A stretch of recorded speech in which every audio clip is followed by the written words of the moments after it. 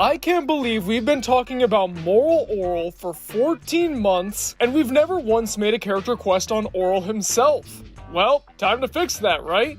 Orel Puppington is one of the best written characters in the entire show, but I don't really think that should surprise you because he's the main character. Of course he's going to be well written. He's the one who has the most development and growth. And boy, does he ever grow. Orel has always been a kind-hearted, good-natured young man. He always wants to do what's right in the eyes of God, as well as making people around him feel happy. He doesn't have a mean bone in his body. At least, not an intentionally mean one, because Orel tends to do some pretty nasty things. Like, I don't know, beating up his friends and family because he wants to teach them about turning the other cheek, raising the dead and sending an army of zombies to harass Moralton with their nakedness, and getting his friends to slit their wrists so he can bathe in their blood. Dude, this is pretty f***ed up right here. But even though he does these pretty bad things, he still tries to do what's right. The show's called Moral Orel for a reason, because in his eyes, he thinks he's doing the right thing. That is until Clay brings him to his study and spanks some sense into him, but still, Orel never intends to do something wrong. Speaking of Clay, it's a wonder how Orel became as good-natured of a person as he is. He grew up in a dark and miserable household run by two negligent parents, with Blabberta being cold and distant and Clay being, well, a monster. Orel could have been on the fast track towards failure. But no, as we've seen in Before Orel, his naivete and willingness to do the right thing has always been around. And this is right around the time when he discovered God. Thanks to Clay being pressured by Miss Censordoll, Orel ended up getting a somewhat comprehensive Bible lesson from Clay, and he immediately fell in love with the Christian religion. But given Orel's natural obliviousness, he started to misinterpret the Bible very quickly. In fact, within a few short days, he was willing to sacrifice his little brother Shapey, just like Abraham did with Isaac.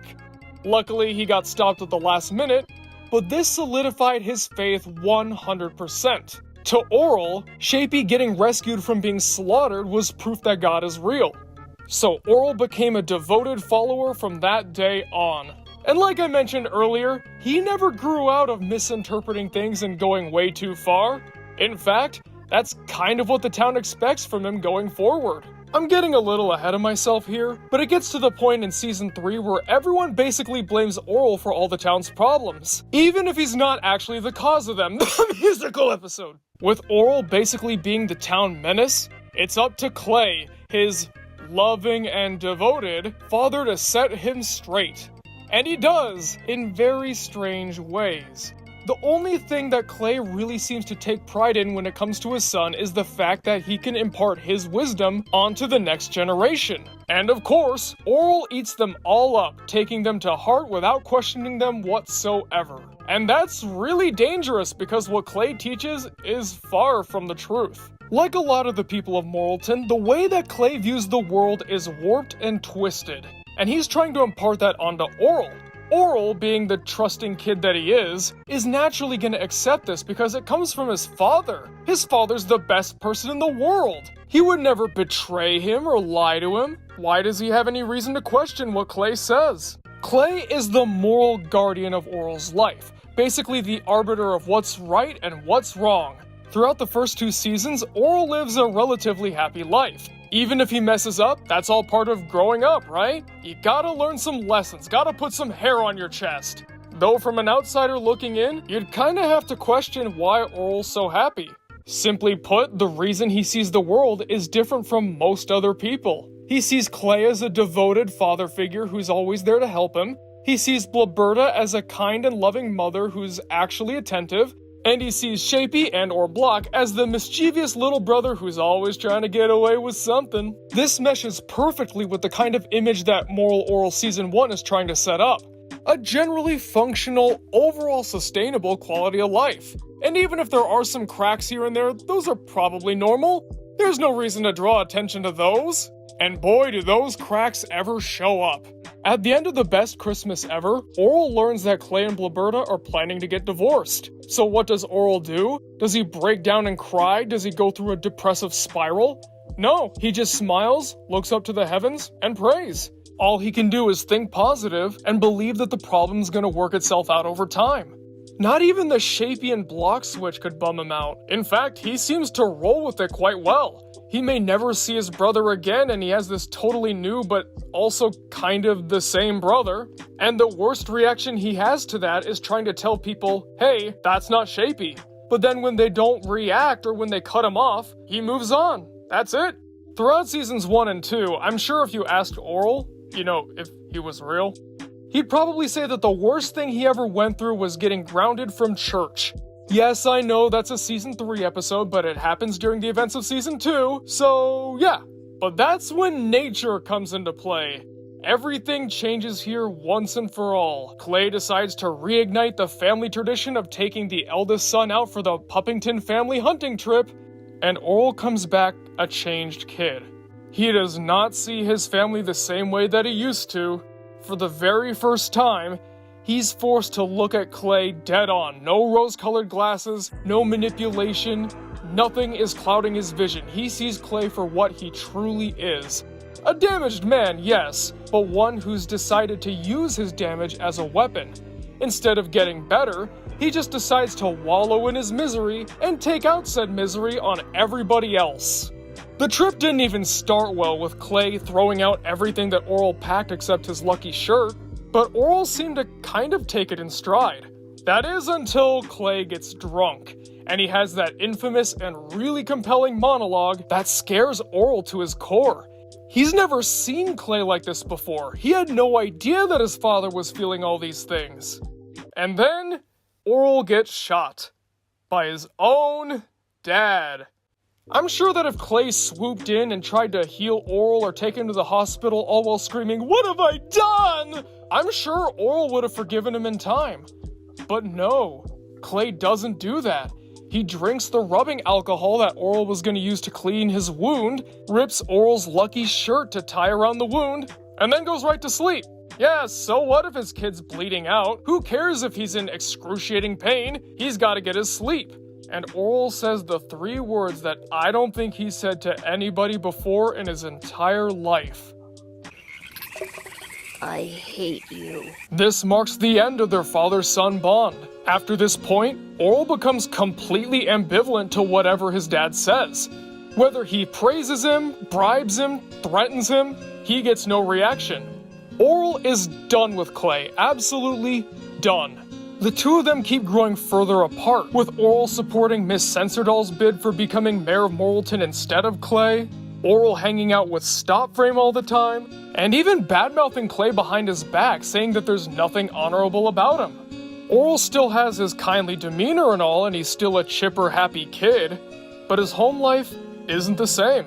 He even says as much in the episode Sacrifice. Now we're gonna have to pause here because from here on, this is where things get a little, fuzzy, I guess you could say. The rest of Orel's arc never made it to screen. Yes, the show got canceled before the main character could finish his character arc. Isn't that just swell? In the later seasons, and by this I mean 4 and 5, Arthur Puppington, Clay's father and Orel's grandfather, would have become a major character. It would be revealed that Arthur was diagnosed with a terminal illness and he would decide to spend the rest of his days in the Puppington household. Here, he becomes the first real parental figure that Orel has ever had. From the descriptions of the episode that we got later on, it seems to be implied that Arthur would have helped Orel become a lot more streetwise. He wouldn't trust everything and anything just because he can and probably should, even though he really shouldn't. He would finally be able to judge for himself whether a person was good or not. One of the episodes in particular really catches my attention. It's one where Arthur teaches Orel how everyone in Moralton, despite claiming that they're the best people ever, are actually quite horrible.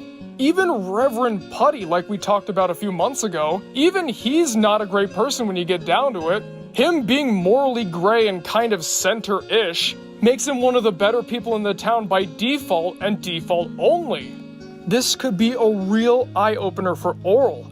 Here he was, growing up his entire life believing that he should be just like people like Clay, or Coach Stopframe, or Principal Fakey. But they're the exact opposite kind of people that a young Christian should strive to be like. Then, Arthur dies, and Orel goes through a massive depression, to the point where he goes goth for a while, but I guess it's just a phase because he's not like this in any other episode. Sort of like with Shapey and Block in the episodes Honor and Abstinence, we can see Orel's behavior change in the final episode, as if all this development happened and we all knew what it was. The Orel we see in Honor is not the same one we got in the likes of, say, God's Chef or The Best Christmas Ever. He's a bit more aware of the world and knows how to judge people, but he's still that chipper, upbeat kid he's always been. And probably always will be. And yes, I do mean kid because I'm sure we can all agree that when Orel grows up, he's basically gonna be a big kid at heart. Oh right, I guess I should talk about Orel growing up before this video's over, huh? Yes, despite living with Clay and Blaberta his entire life, despite all the terrible things that have happened to him and the terrible things he's done, Orel grows up to have a loving, happy family. One with the girl that he's always loved, and he gets to have a dog and keep it this time. It sure was a lot of struggling, but Orel got the good ending. He, Shapey, and Block seem to be the only ones that really did. And you know, I think he deserves it. Does he always do the right thing? Absolutely not. But is he a good person? Yeah, of course. At least when you don't look at his actions. Despite the fact that he's basically living in a totalitarian hell on earth, Orel remains a good-hearted, kind person who's always out there to help a friend in the most unorthodox ways possible. Which I think is why we keep coming back again and again. Well, folks, thanks for watching the video. What'd you guys think? What's your favorite Orel moment, and what do you wish we got out of the Arthur and Orel storyline? Can't believe that we never got it, but oh well. Comment below and let me know because I'm always excited to hear what you guys have to say. And here we are, the list of the Patreon executive producers. They might have already been going by as I've been talking. I don't really know. The video hasn't been made yet. I hope the editor isn't making me look stupid, though. That's the fun part about being the editor. You have all the power. Just please don't let it go to your head. I have a reputation to uphold. But if you'd like to be just like these Patreon folks, then why not consider donating? There's a link in the description below if you're interested. I think you know that because we say that in every single video we do. Thanks for watching, friends. See you guys next time.